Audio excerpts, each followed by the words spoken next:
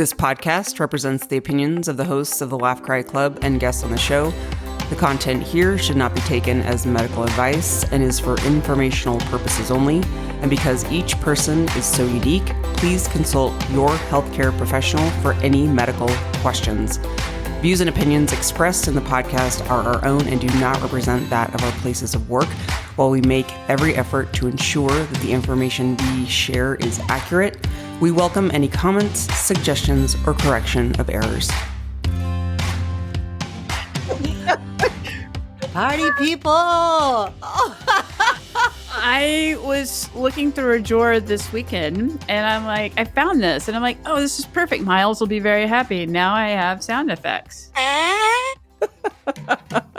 Miles, you better listen, like, Yes. subscribe, and share with all your friends. Yes, That's this it. is the happening God, podcast. that's so funny. It is super happening for the youngins Oh, that aren't Gen Z. yeah, that's so Or funny. Gen X. Gen X. What are we? We're Gen Gen X. X, XYZ. Hi, everybody. Welcome back to the Laugh Cry Welcome. Club. I Welcome. enjoy Hey, I'm Rebecca. and I'm Chelsea, party people. and we're welcoming you. Yeah, Rebecca, play your horn. Oh, what was that? Okay, that was, yeah, we only like the horn. I mean, that one's pretty good. Yeah. Yeah. Sorry, I hit the wrong button. Well, it sounded like the sound on Dumb and Dumber when he's like, "Do you want to hear the most annoying sound in the world?" That's what that sound was. oh, yeah. How are we? What's up? What's happening?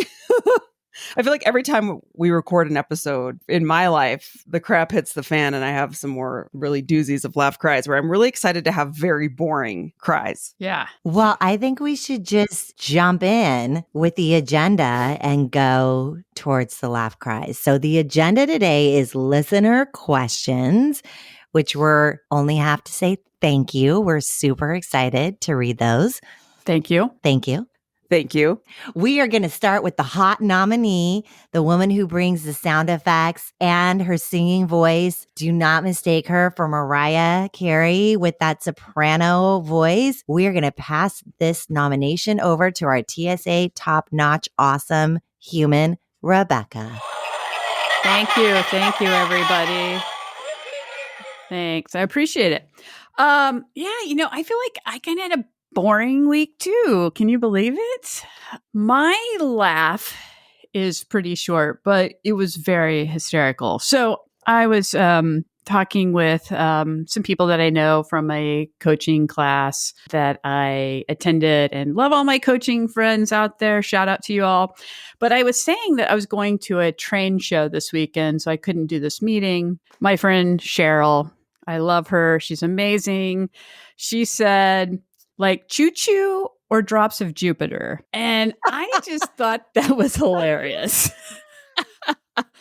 So, That if you is don't know, so good. Train the band, they have a song called Drops of Well, Jupiter, I think but everyone knows which that. I am not a fan of Train. I'm going to say that. I am not either. I'm not a Yeah. fan. Yeah. So, Fun fact, I'm a fan of Train's merch. So Train Really? opened for Maroon 5 when Steve worked for them, and I still have a really nice zipper sweatshirt and a to-go coffee cup from their merch. So maybe it wasn't that. Maybe someone just made it for them, but I'm a fan of the merch. Okay. okay.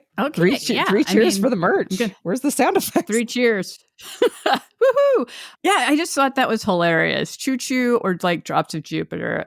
Actually, it was a choo-choo train show and it was fun. So Cheryl's really funny. When we're thinking about, I don't know, just our generation, I would immediately think Train the Band, not trains, choo-choo trains. I think it's hilarious and so cool that you like went and saw a train show. Yes, there were several trains performing. It was really fantastic. But who says train show, like going to see a band? I'm going to When you say concert? Yeah, that's true. The train concert. That's very true. Yeah, it's not like I'd be like, oh, I'm going to the Pearl Jam show. Well, maybe I would. Pearl Jam concert. Yeah. I might go to the show. Let's debate. Okay. Let's just debate this the whole time. Is it a show or a concert? Yeah. So that was my laugh. And I didn't really have a cry. So good. I wasn't really crying. But I had like this uncomfortable moment. And I'm curious what you all may have done in this situation, or maybe even our listeners. So it was a real moment of discomfort. So we were at the train show eating lunch outside, and I'd seen this mom like pushing this really tiny baby. Like, I think this baby just hatched, like maybe it was a few months old, I'm guessing. And I'm like, oh, look, it's Beetlejuice, because I saw the pants, the black and white pants. It had like a Beetlejuice outfit on. So first of all, that drew my attention to this family.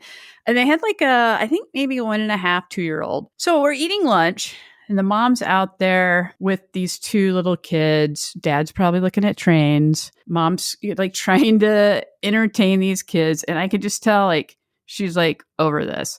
So she had the one kid, they were playing with like a little train set they'd bought the kid. And she called the dad, I'm guessing. And I think she was asking like, where are the car keys? Because she's like, I'm ready to go to the car. Or maybe there was a diaper change because the baby started crying. I don't know a lot about babies, but something was going on.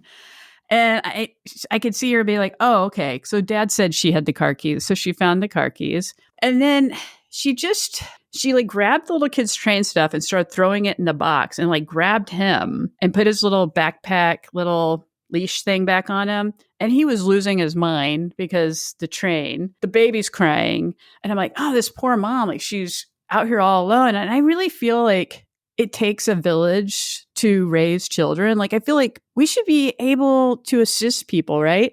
And I was watching it and I'm like, I wanted to offer help, but then I also didn't want to offend her. And I was just watching it unfold. The kid was like, threw himself on the ground. She's like pulling him up by his leash. Like, you know, like one of those movies where you're like Tom Cruise comes down from the ceiling, yeah, like and you're Mission like, Impossible style. Yes, Oh my Mission Impossible. gosh. Holding him like that. And I'm just like, this mom's getting ready to lose her shit. And so we just looked over and we were like, hey, can we offer any help in any way? And she's like, oh no, I got it. And I'm like, oh my gosh. Like, then she like scoops them up and then goes back inside. It was very clear she needed dad to get his ass outside and help. But I don't know. I felt so bad about the situation. And then I felt like, oh, I hope she wasn't thinking I was being rude, but I seriously wanted to assist her. Like, can I entertain this 2-year-old for you? Because I am very entertaining. Rebecca, as you're talking, I have seen myself in this situation 4,000,000 times. Okay. Like, that is a day and a life and with a mother Right. of 2 toddlers. My kids are 16 months apart. And I would losing their minds. They become like animals. They like roll on the ground. They go really psycho. They might snap at each other. Charlie did a lot of snapping and physical assaults on her brother. At like, she was like 1.5. Oh and he was like 30. It's like Fight Club. Yeah, she was real dangerous. And as a mom, it like opens up every single bit of shame, inadequacy, embarrassment. And you're just like, let me get through. The thing that I found the most comforting is when there was somebody like yourself who just looked over and was like, I see you. Not I judge you. I see you. So I think what you gave her was a really beautiful gift. And I've helped moms lots. I mean, again, I'll get in someone's stuff I pushed that guy last week at the hospital. If I see a need, I'm in. I can't speak for every mother, but I think that compassion of holding space was like such a beautiful gift. Newsflash for the husband. You don't get to look at trains all day. Your wife is wishing she was at the train concert, living her best life. And instead she's like having to lift up this kid who's screaming. The other kid, she dressed him so cute. That kid's screaming now. I mean, come on, Dad, get it together. Yeah, I immediately went to, I hope that she's not feeling shame, because I would never want to be involved in somebody feeling shame. I just felt like this is really hard and I totally could help entertain your kid right now. But, I guess I can't also control how other people are taking what I'm saying either, because they're entitled to their feelings. But it was just a really uncomfortable feeling and I felt really bad for her and the kids. So I'm going to pass it over to Chelsea. Oh my gosh. Okay. So speaking of kids, I was really sick. I'm finally getting better. But I was really sick last week, and I took one of those naps where you like are drooling on your arm because you're so exhausted and you know your mouth is wide open and you can feel the dry drool, but you're so exhausted you can't get out of bed. I was in that kind of sleep. And all of a sudden I hear humans noises. My house is not big. And so I'm like, okay, like rally, you've got to get it together. It's like Saturday night, 6:00. I'm passed out. So I get up. Charlie is carrying pumpkins from my husband's car. And she's setting up the house with snacks. And she's like, oh, we're having a party. Surprise. It's a surprise party. And I look at my phone and it says, hey, Dad, can you take me to go get some snacks and some pumpkins? Mom said I could have a party, which because my answer is always yes. That is mine is like the more fun, the better. Live your best life. I rarely say no. So of course I'm like a disaster. I'm like, okay, so like what kind of party? So this is like a co-ed freshman party, boys and girls. She brought all these baked goods to bake. They set up all these candy bowls. So I have a downstairs lanai area. So I'm like, let's like bring the couch from upstairs downstairs. So we like get the lanai set up with all their candy. They had the best time carving pumpkins. They did a fire pit. They did s'mores. And my laugh was the girls have all asked each other to go to homecoming. They've made signs. This is like a generation thing that didn't happen when I was a kid. We didn't make a sign. You just asked a kid to go to dance. You went yes or no. Wait. You didn't do anything like really fun. And so in high school, maybe because maybe it was who I hung out with. Like in my high school, and I graduated, I was in high school from 93 to 96. You had to ask someone in a very elaborate, insane way. So one year someone filled my bathtub with goldfish and like said, Wait, real goldfish or the crackers? No, real goldfish. Real, Rebecca. Oh, what did you do with them? What Joy? happened to the goldfish? We had a pond in our backyard, so they lived a great life. Like we transferred them to our pond. We had a pond in the backyard, but it's like you're all going to take a beat and a breath right now to make sure that Rebecca's not okay. We're okay. Are you okay? She's not okay. Yeah, I'm just worried about the goldfish, and it was like 20 years ago. A full bathtub with tons of goldfish. Yeah. And it's like, out of all the fish in the sea, you're like, there was always a saying that went along with it. One year, a guy like saran wrapped my car and I had to like unwrap my car and like find the sign that said, will you go to prom? Like people go all out elaborate. So that was what I did. Yeah. So did those actually work? Like the goldfish and the saran wrapping your car? Totally, because it's usually who's going to ask you. And so you're just kind of like waiting for the surprise. Okay. The one time that I was like, I cannot believe this, is the guy that I was kind of seeing at the time in high school put an alarm clock hidden in my room. And it was like this annoying chicken alarm clock that had like the most obnoxious... No, he like sang a song. It'd be like, hey, baby, wake up, come and dance with me. And it was so loud. And he hid it in my room and it went off at like 1 a.m. So I like had to find it. And then on the back, it was like, will you go to homecoming? Okay. I never had any of those experiences. So Chelsea, your kids are on the right track. Either. They're on the right track. The only experience that I have of a fun fact is when I was a little girl, like probably 4, my sister was 6, I would guess, because we're 2 years apart. My mom put our goldfish in the bathtub with us for fun. Wow. I love that you're telling this story because I know this story and I love this so much. It's the cutest thing. I love it too. It's and so cute. My mom's, she's wild. She's a wild woman, but she would do things like this. I mean, we had ducks at one point. We've done some things, but the goldfish, she put it in and, not with soap or anything, just like swimming around with us, which was so cute and fun. Except when it came to get them out, instead of me using the net, I grabbed my big, the black goldfish with the eyes that are like bug eye, they're like kind of popping out. I squished him and smashed his eyeballs. Oh, Chelsea. Which was very sad. Okay, we need to really put a disclaimer that if you are sensitive to goldfish dying, this episode is not for you. Oh, no. And then I had to flush the fish down the toilet to goldfish heaven. It went on. Do you remember the episode of Cosby Show where Rudy has to say goodbye to the goldfish? That's like the cutest scene ever. Oh my gosh. No one? Wow. Okay. No. All right. I mean, it's been years since I've seen that show. I can barely remember yesterday. Okay. Just kidding. Continue. So anyways, the long of the short, the girls all made signs for one another. They decided they were all going together, but then the boys decided they wanted to take the girls. So then the girls assisted kind of like which boy was taking which girl and like helped them. So they were all in my room making a sign, and Charlie's little friend is writing like a play on words with Olivia Rodrigo because Charlie was wearing an Olivia Rodrigo concert shirt. Her friend's writing the sign. And so I go in the room and I'm like, well, why are you writing the sign? She's like, because his writing is not good. It's just not legible. And I was like, I am the mother. You're right. If you're going to ask my daughter, you have to write it. And we're in the South. They're sweet. Kid's like, yes, ma'am. And then he wrote the sign. And then Charlie, of course, already knew because the girls are facilitating all of this.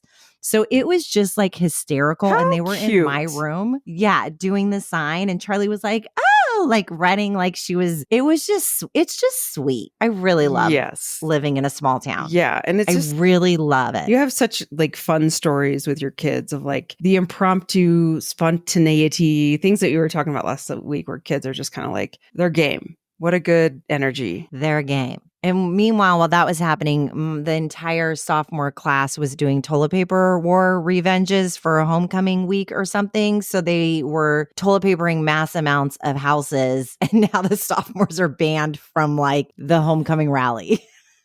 Oh, geez. Whoopsies. It didn't rain, did it? The No, but day it's after? 'Cause that's the humid. worst. It's humid. So I'm sure, but at least they're like doing toilet paper. Like that's okay. But I just think it's hilarious. There's an entire group chat with the class of 2027.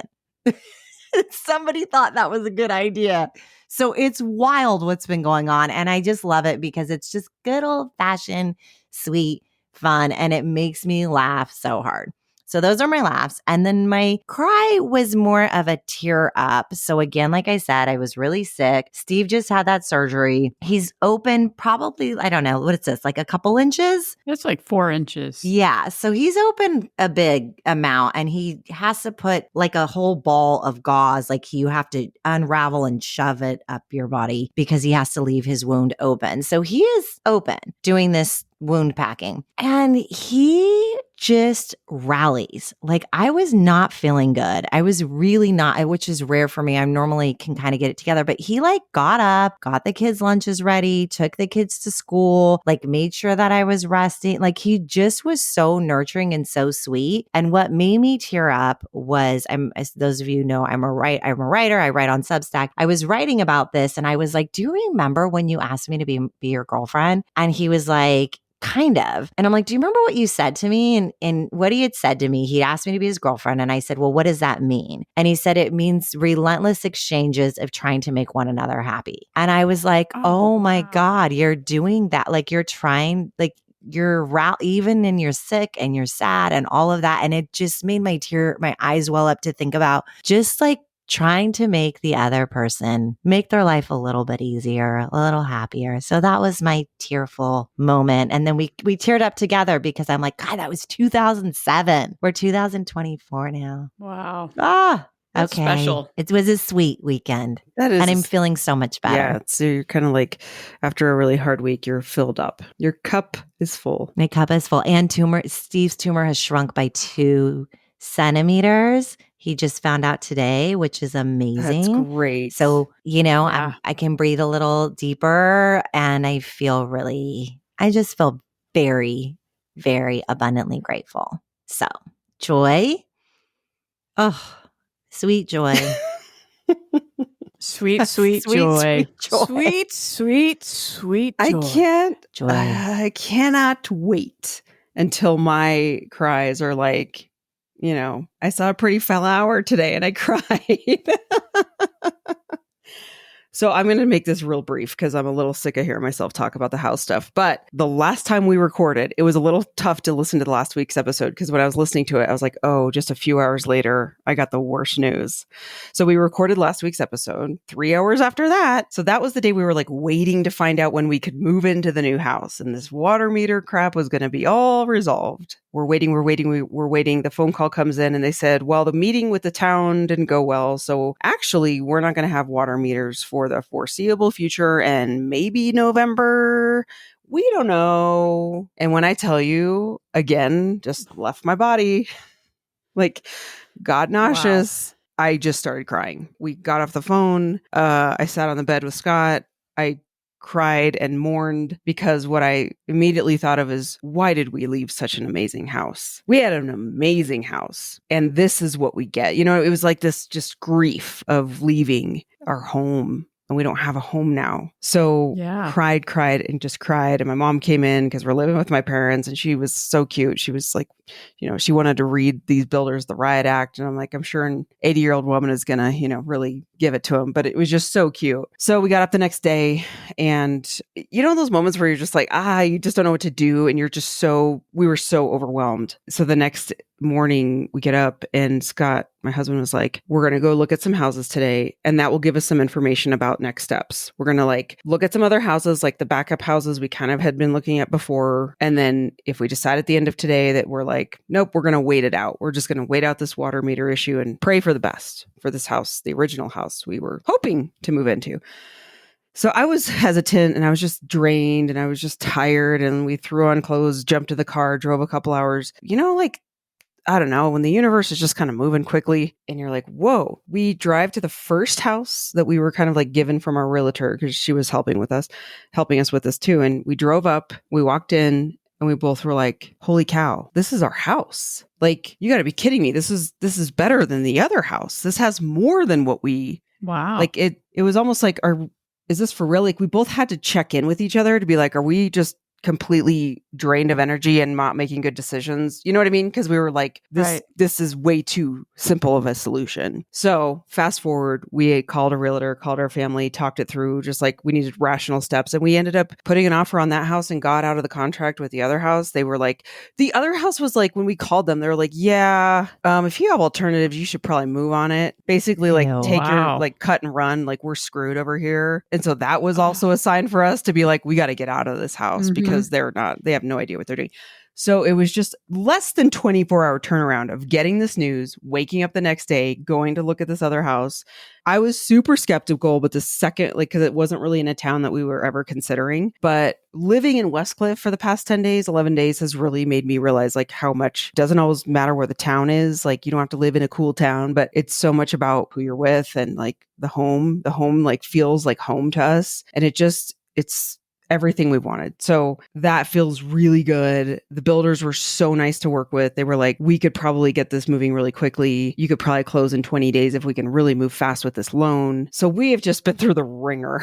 Like, you know, you have. So I cried a lot. I was so tired.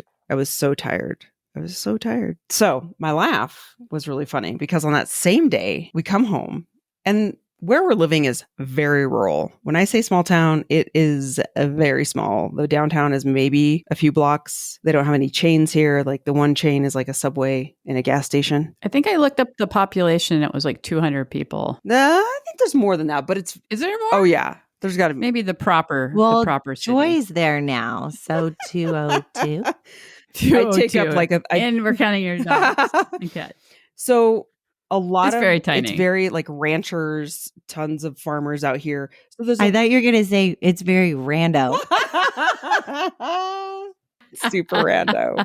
It is a little rando. You see some strange rangers sometimes. Anyway, a lot of working dogs are out here. Tons of working dogs just kind of like running around. Like, I usually walk this hill, and usually some like random dog will come up to me and say hi, and then he goes back to wherever he came from.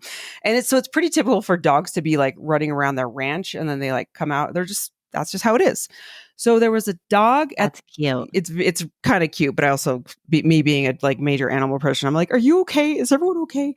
So we come to the house that night after this long day, and there was a dog in the yard, and we had seen this dog running around, and I was like, where's his buddy? Because he's usually with another guy. He's like two little doggies running together. So they got to work for the same ranch, right? Well, she wasn't leaving. She was just hanging out. And I'm like, this is weird because her friend's not here. Anyway, we determined that she's lost because she's not going back to where she came from. So I call the sheriff, which is so cute because they're probably so bored in this town that they're like, you know, just getting super invested in this dog situation. They're like, look, we're going to post it on Facebook, blah, blah, blah. So we posted on social media. They posted on social media. and we get an address. The sheriff was like, actually, just these are working dogs. Let them just go back home. They'll eventually go home. And I was like, are you sure? We wait a couple hours. She's still in the front yard. And I feel horrible at this point because it is pitch black outside. It is so dark. There are no street lights out here. Like, you can see every star in the sky. So Scott goes, you know what? I can't take it. I'm going to take this dog home. We have the address instead of just waiting for this dog to find its home. It's not that far. So he gets the dog in the car. Yay, Scott. Yeah. And by the way, this dog was so cute, so sweet, lovey, like just would like cuddle up to you. She had 2 different color eyes. She was like a Great Pyrenees. She was so pretty and so sweet. Your heart just melts, right? So this made it even harder because we're like, oh my God, she can't be out here all night. Scott's like, I can't take it. We've had the longest day. He's like, I just got to get my car. He takes it to the house. And I'm just like waiting for him to come back. Well, I get a phone call on his way back and he goes, her name is Bingo. And I was like, what? He goes, yeah. And she was missed. Her owners have been missing her for 3 days. What? And I was like, are you 3 days? Yeah, but it gets better. He goes, because we're in the country. He goes, yeah, but when I pulled up, there's no streetlights out here. And when I pulled up, the guy came to the door with a gun. With a shotgun. I believe it. It is rural Colorado. And he goes, he steps out of his car with his hands up and he goes, I think I have your dog. Oh, wow. Scott was like, he's brave. He was going to, I'm brave. delivering this dog one way or another. Like I said, so dark. So of course the guy comes to the door with a gun and Scott was like, please don't shoot me. I think I have your dog. And then the guy got so excited because they had missed their dog for 3 days. He's running to the dog with his shotgun and Scott's like, oh my God. What? Oh my God. This is so amazing. That was our laugh because Scott got home and he looked at me and he goes, this has been the weirdest day. That is weird. I mean, you guys go find a house just out of the blue. Yeah, who finds a house like within like 45 minutes? That was weird. And then this whole thing with the dog, he's like, I'm going to bed. Wow. This has been the weirdest day. So that was my laugh and cry. It was all in one 24, not even 24 hours. It was like a day, 12-hour span of a very big cry, very big laugh. That's a lot of emotions happening in one day. Yeah, That's a lot. I'm real tired. I'm even tired talking about it. Okay. So moving forward. Okay. So we have 2 listener questions.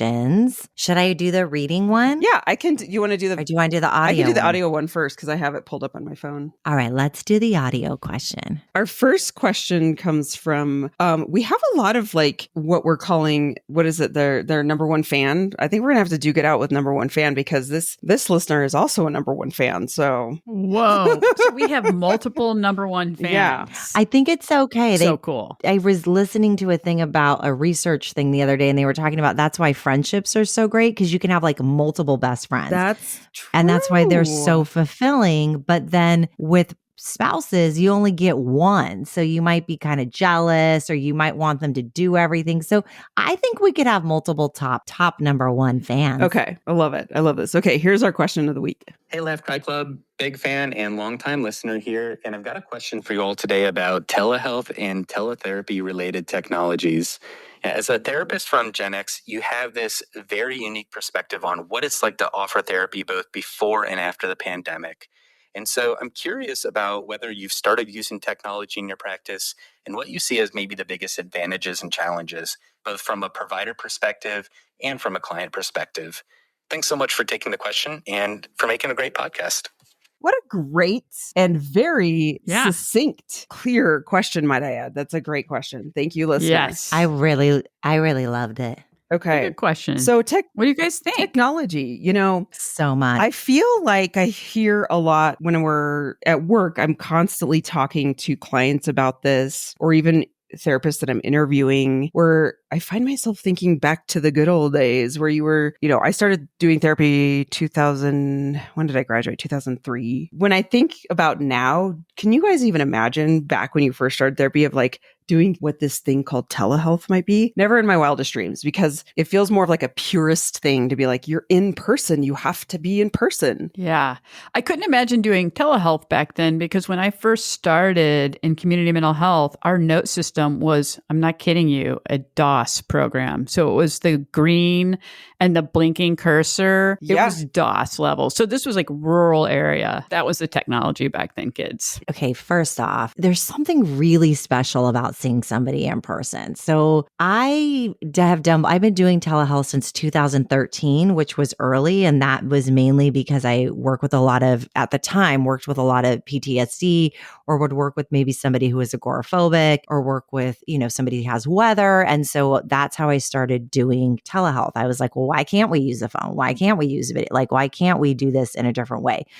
But what I loved about the office was that it provides this container to kind of come in, give all your stuff away, unload everything, and then you get to leave and like leave it physically behind. There's something really nostalgic, and I love to feel people's energy because immediately you can tell, at least I felt this way. Like you guys probably had, immediately you connect or you don't connect. Like you can feel that almost instantaneously. There's something about it. And the body language, oh my gosh, Well, there's the other thing that no mistaking the body language. Yeah, the body language is huge. And also, we do a lot of our assessing through physical appearance. So you can certainly get some of that from telehealth. But we, as therapists, we're not looking and criticizing you. We're making sure that your appearance, meaning is there a huge change to how you're dressing or what you're looking like, or if you're showering? Like, I know that might sound silly, but that is a huge piece around if you're able to take care of yourself and your mental health is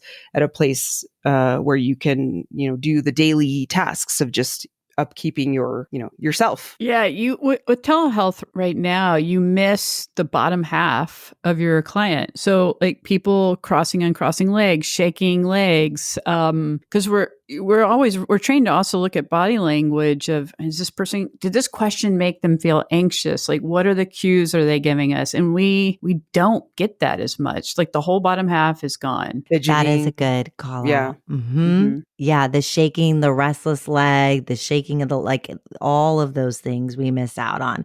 So I would say those are and I loved when I had an office because like you could go have like a cup of tea. I had snacks. I might have a cookie with you. You might bring your lunch. I might eat my lunch. Like there was a lot of food. I used a lot of food in my office and had lots of snacks. And it just was a really healing place to me. It was even for me. And with telehealth, what I really like is how accessible it is. And what I love is now being able to not have to like fax insurance bills, like all the things that burnt me out as a therapist are now being handled by technology, and it's not crazy expensive the way that it used to be. It used to be really expensive to pay for someone to do your billing or to do, to pay for note software or things like that. But now we can do all of that online, and it really frees up the bandwidth to be really connected with what I think we're great at, which is human connection. You're not worried about like, oh, did this insurance claim get denied? And then you don't want to say anything to your client because you don't want to stress them out. So you're like, okay, I'll just figure this out late. Like there's a lot of other things that happen with in person that can make it harder when we didn't have tech. So I'm grateful for tech. I'm grateful for tech too. It's one of those things where we kind of have to go, all right, we're going to embrace this because we're keeping up with the times. My career really switched in 2020. We were starting to do telehealth in 2019 where I was working at the time, but of course it really flipped in 2020, which I think that's when everyone in behavioral health kind of saw the benefits of doing telehealth. Is it appropriate for everyone? No. But what I found was what you lose in person, you gain in telehealth. Meaning what I lost in person was, yes, the body language, the energy, the vibe, the little kind of shifts in their chair, the fidgeting of the hands. But with telehealth, Not only is it more accessible, people can join from wherever, but side note, please join from an appropriate place. Don't like do telehealth from your bed in your pajamas.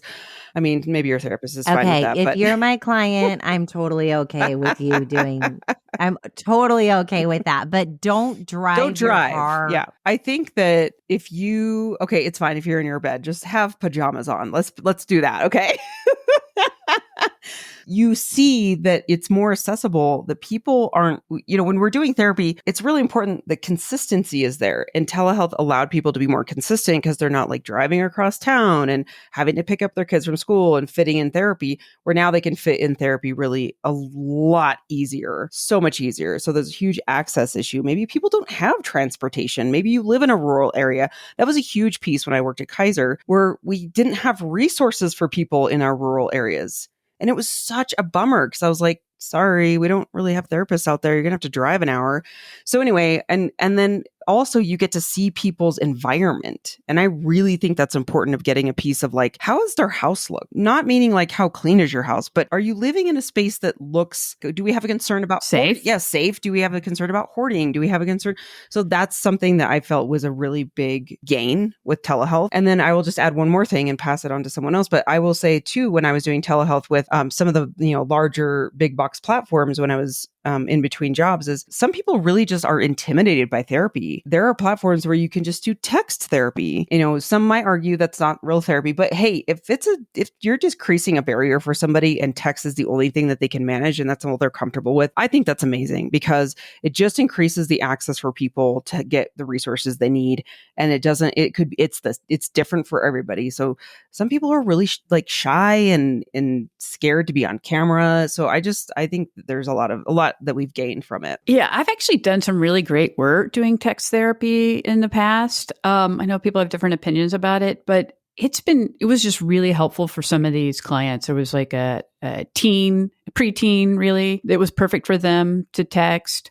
I think it can be really helpful. I love teletherapy. That is my preference. It's mine too. And I will say this, I love the accessibility that what both of you are saying is you meet the client where they're at. You meet them where they're at and you get to have a sneak peek into what life is like. If it's a mother with her child running around, you get to have a sneak peek. I've had people who've been in the closet, before to have that confidential space.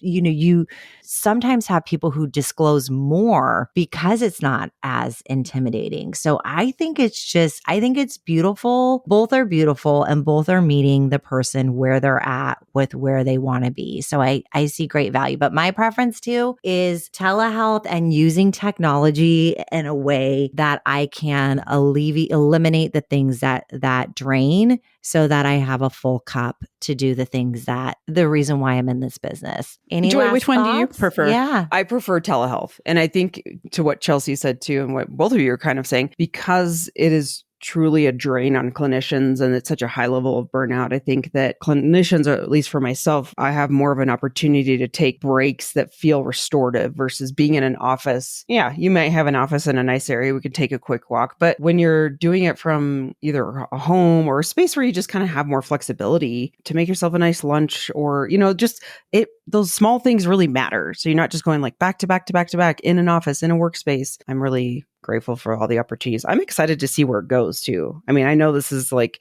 just the tip of the iceberg of what technology is going to do for mental health. And I think it's great. I think the text lifelines for suicide prevention, that's always been there. But I think that this is just going to continue to get better for resources for people, whether acute or really just mild symptoms. So yay for technology. Thank you for that question. Is there anything else you guys want to add? Honestly, I feel like we could talk about this all day. But one thing, Chelsea, I just wanted to run back to that I actually realized that I do miss about in-person therapy is when you're talking about your office. I love Everybody my office. set their own office up. You had your own flair. You had your own way of decorating. But when you set an office up, you're basically creating, like you said, that container, this really safe space, and you're inviting these people in to your space that you have designed to hold them.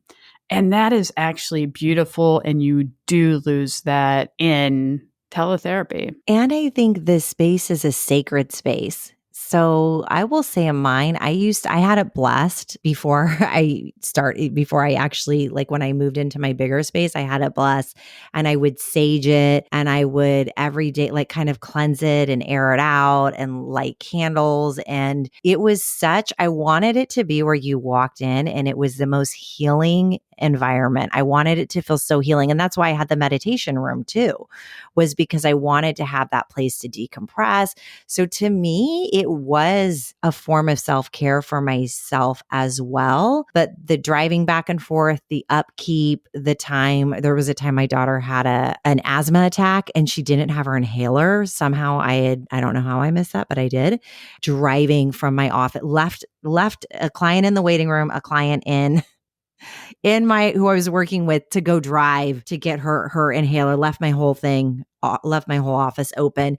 There's things like that where life happens, and it's going to happen whether you work at home or whether you are working at an office or in telehealth. To be able to have the extra time has been a huge blessing for me personally. Yeah, an amazing blessing to have that time. The time has been huge. I think that has just been so much more. I don't know about you guys, but I used to be in this like rat race of work and driving here and driving there. Like you said, I mean, Chelsea, you carting 2 kids around all over the place and getting to your office. And I have a friend right now who's still doing private practice in an office, and it's kind of like always going.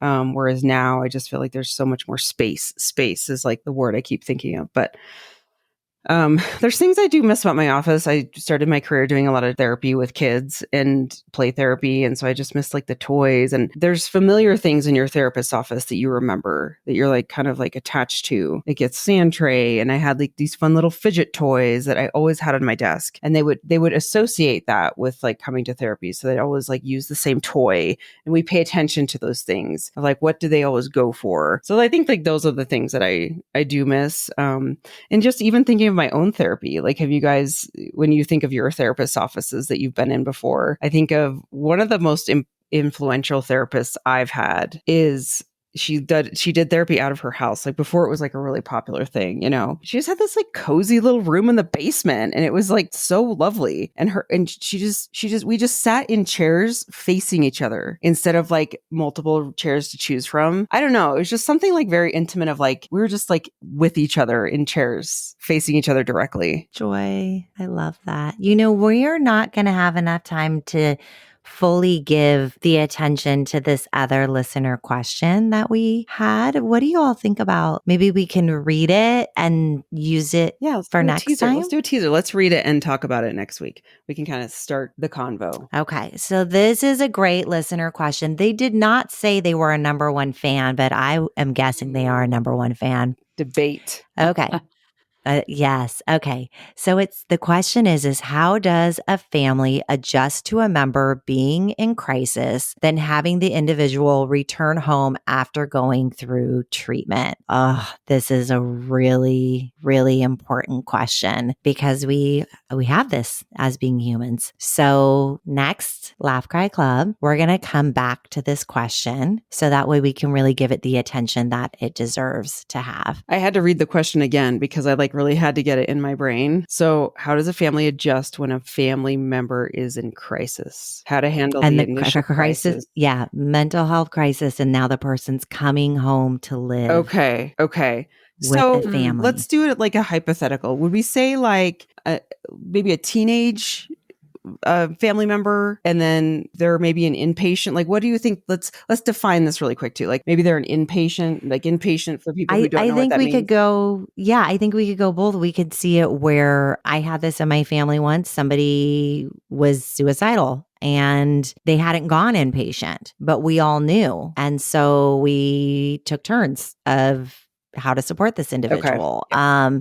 I've seen it, people coming home from the military and having really bad post-traumatic stress disorder. I've seen it where people do have a child or a college student or maybe even a parent who's gone inpatient. Remember, I worked in psych for 4.5 years. So I would see that. And now they're saying, ooh, I don't know if I want my mom to be at home alone, or I don't know if I want. So I think we can talk about this in a really general way of like a mental health crisis. Somebody is needing that support and you have opened your home to take that family member. Got it. So even like someone who was in inpatient for an eating disorder and then came back and living with you, that's a great question, because I'm sure there is support groups and things that you can do as a family member, but I'm sure there's people out there who can relate to this of how to support that. So we will cover it more in detail at the next episode, along with our topic of the week, which, surprise, surprise, you have to tune in for that. But yeah, I think we're signing off for this week. Any last minute thoughts that you want to share? I just want to say thank you to our listeners. Of course you do. Thank you. Thank you. Thank you.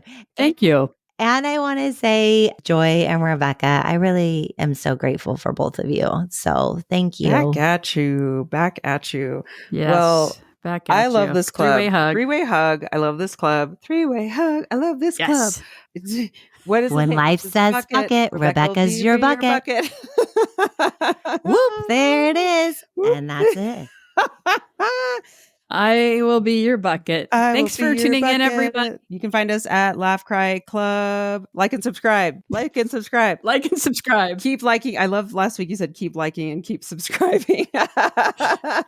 Always I say keep it going. Just keep doing it. You know, it really helps. Like people. attracts like. Just keep it going. It helps people find the show. We're at Laugh Cry Club on social media. Please follow us there. Email us your questions. You can email us a voice memo. We love that. So you can just record yourself on your phone and email it to laughcryclub@gmail.com. We read all your emails. We will get it on the show. We're here for you. Thank you so much for being here. We'll see you next week. See ya. Bye. Bye. That's life, baby.